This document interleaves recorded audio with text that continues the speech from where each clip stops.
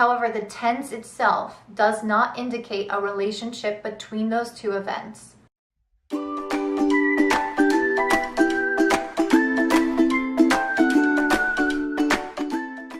Hey guys, it's Courtney here, back from wonderinenglish.com, here to help you guys convey yourself more confidently in English. So today I wanted to address an issue that I had with one of my students who wanted to know the difference between the past progressive and past simple when you can use both of them in a sentence. So there is a difference. Let me get into that now. So as many of you probably already know, we like to use the past progressive for continuous actions that happened in the past. And we often use this when we want to show that a continuous action was going on when another action in the past happened and interrupted that continuous action. For example, I was showering, past continuous, when he called me, past simple. So that past simple of the call interrupts the past continuous action of the shower. So that's normally when we use past continuous. However, a lot of times you can use two past simples and it seems to have the same meaning. There's a very subtle difference though, and that's what I'm going to explain right now. So let's take a look at the example of someone running. So yesterday I was running and my shoe came off. That's the past continuous, I was running, my shoe came off, that's past simple.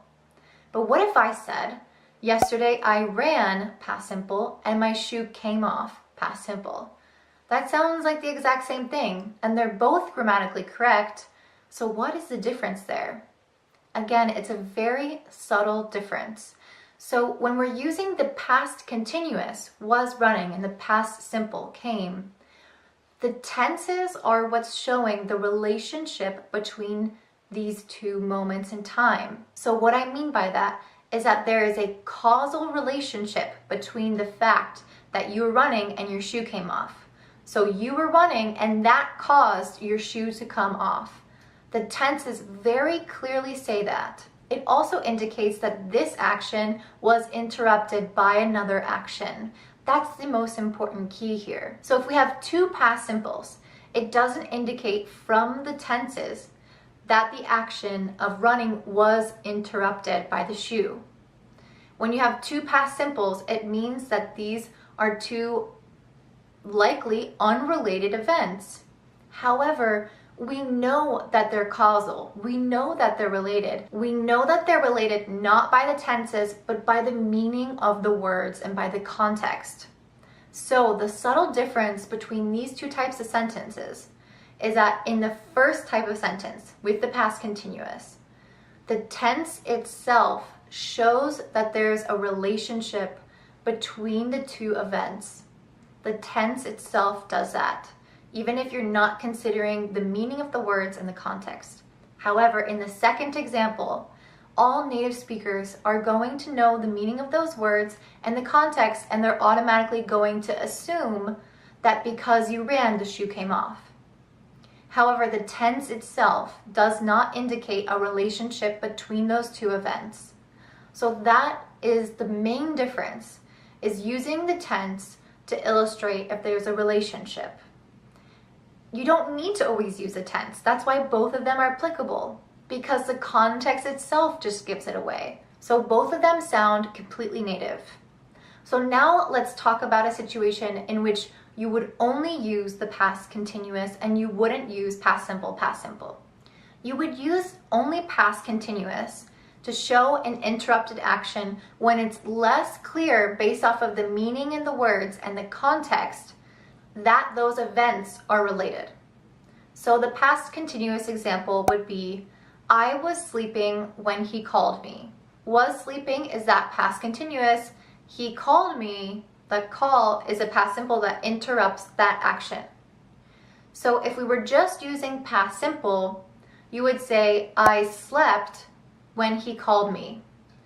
That sounds really, really weird because the actions then become not related. So I slept when he called me. The only thing that's relating these two actions is the word when. But given the meaning of when, it could actually mean that the second that he picked up the phone and called me, I fell asleep.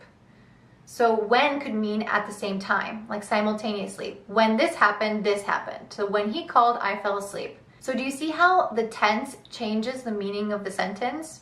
In this case, it would be much better to use the past continuous, and it doesn't make any sense to use the past simple.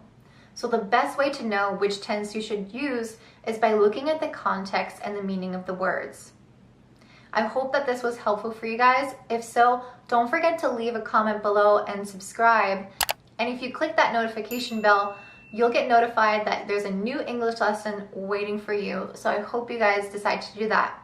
Also, don't forget to check out wonderinenglish.com because I have a podcast there that's super helpful to develop your listening skills and improve your idioms and vocabulary.